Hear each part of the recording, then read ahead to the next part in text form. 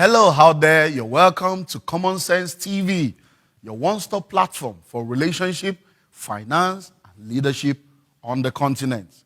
Welcome to Ask the Guru. I'm Olumide Emmanuel, your host on this question and answer show. Ask the Guru is all about creating a platform for your questions to be answered.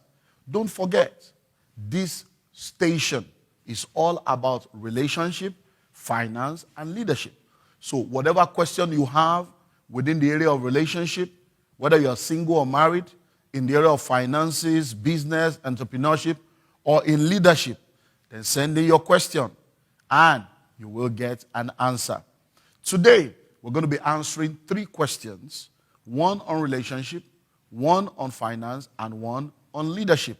And I believe that the answers will be given to the questions that have come in will also be an answer that will guide you into wisdom.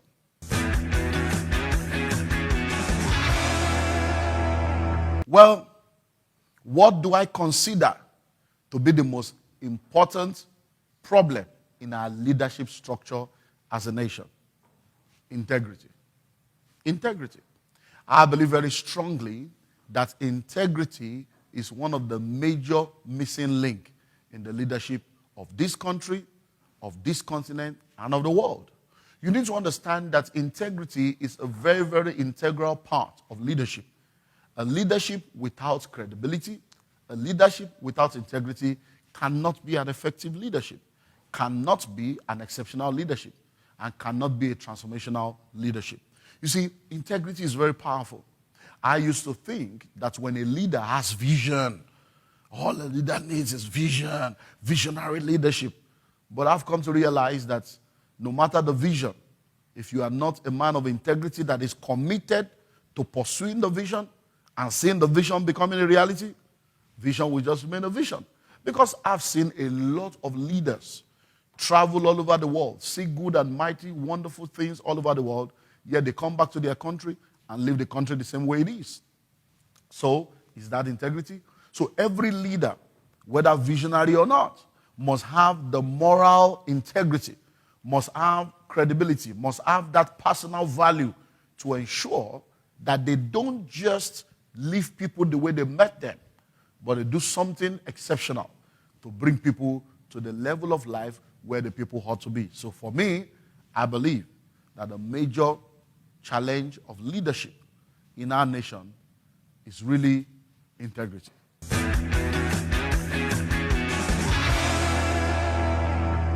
Wow, that's 3 in 1. What is the greatest financial mistake I've ever made? What lessons did I learn? And how did I come out of it? Wow, we'll need probably some hours to unpack that.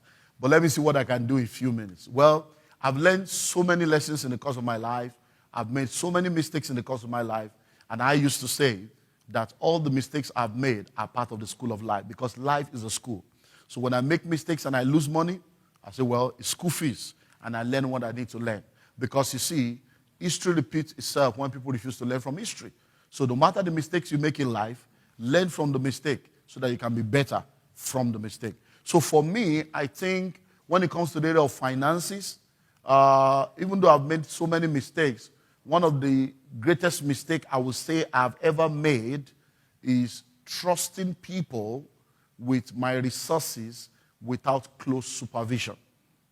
Trusting people with my resources without close supervision. I'm a person of integrity. I believe in integrity. I live integrity. I breathe integrity. And I believe in people. So because of that, I always want to believe that I'm not the only person of integrity that exists. So I always give people the benefit of the doubt, and I entrust things into people's hands, believing that they will be credible and they will live up to their word. But guess what? My fingers have been burned. The highest money I've ever lost in my life was lost when I put my trust in people.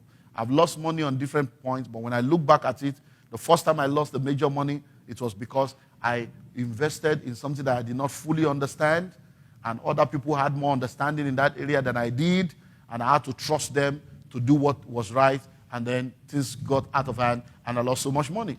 The second time was because I also trusted an organization to help take care of something that needed to be taken care of, I entrusted so much money to their hand, I was messed up. So through it all, that's like the major money mistake that I've made. Trusting people without close supervision. And one of the things I've learned is to make sure that I investigate before I invest. I investigate before I invest. I try to make sure that if I'm putting my money somewhere, I don't leave my financial destiny and my financial future in the hands of anyone without being involved.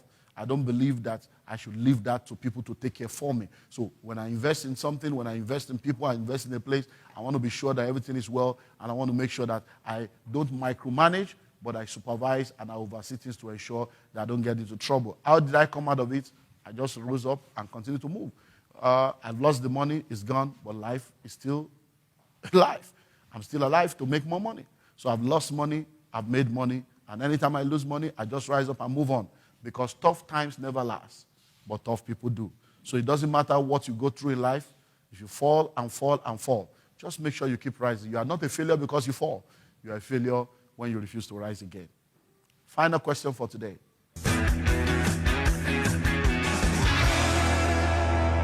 Must I have a job before proposing to a lady? Wow, listen to me.